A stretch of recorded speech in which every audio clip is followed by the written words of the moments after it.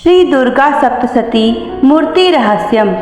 ऋषि कहते हैं, राजन, नंदा नाम की देवी जो नंद से उत्पन्न होने वाली हैं, उनकी यदि भक्ति पूर्वक स्तुति और पूजा की जाए तो वे तीनों लोकों को उपासक के अधीन कर देती हैं। उनके श्री अंगों की कांति कनक के समान उत्तम है। वे सुनहरे रंग के वस्त्र धारण करती हैं। उनकी आभा सुवर्ण के तुल्य है तथा वे सुवर्ण के ही उत्तम आभूषण धारण करती हैं। उनकी चार भुजाएं कमल, अंकुश, पास और शंख से सुशोभित हैं। वे इंदिरा, कमला, लक्ष्मी, श्री तथा रक्तांबुजासना सुवर्णमय कमल के आसन पर विराजमान आदि नामों से पुकारी जाती हैं। निष्पाप नरेश, पहले मैंने रक्तदंतिका नाम से जिन देवी का परिचय दिया है, अब उनके स्वरूप का वर्णन करूंगा, सुनो। वह सबके भयों को दूर करने वाली हैं।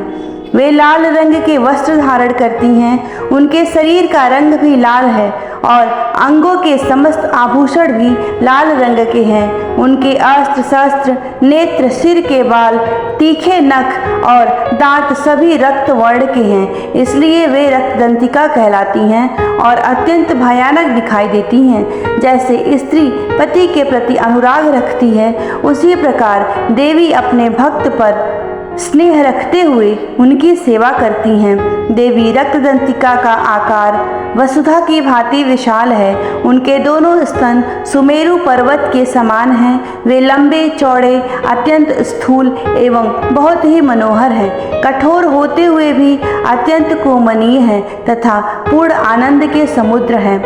संपूर्ण कामनाओं की पूर्ति करने वाले ये दोनों स्तन देवी अपने भक्तों को पिलाती हैं।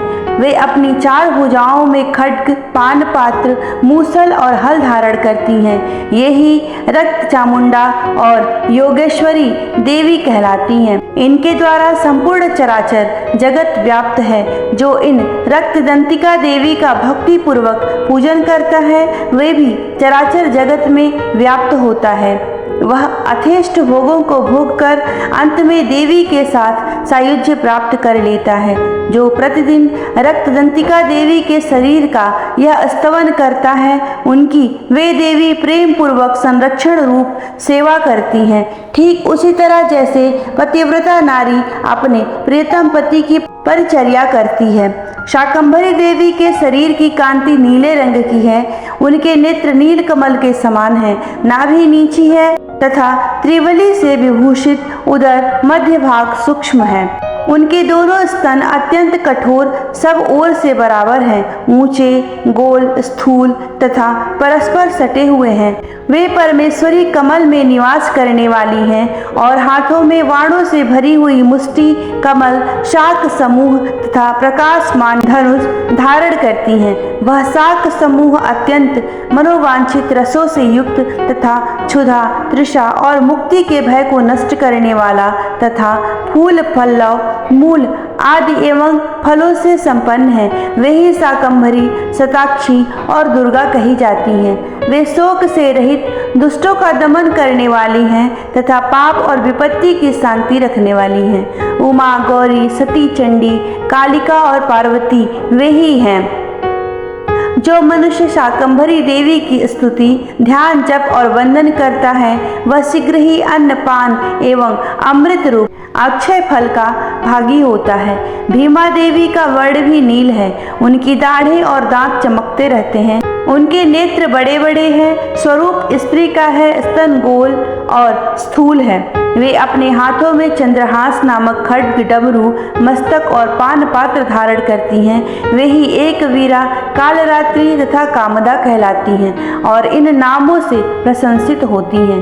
भ्रामरी देवी की कांति विचित्र अनेक रंग की है। वे अपने तेजोमंडल के कारण दुर्धर्ष दिखाई देती हैं। उनका अंगराग भी अनेक रंग का है तथा वे चित्र विचित्र आभूषणों से विभूषित हैं। चित्र, भ्रमरपाणी और महामारी आदि नामों से उनकी महिमा का गान किया जाता है।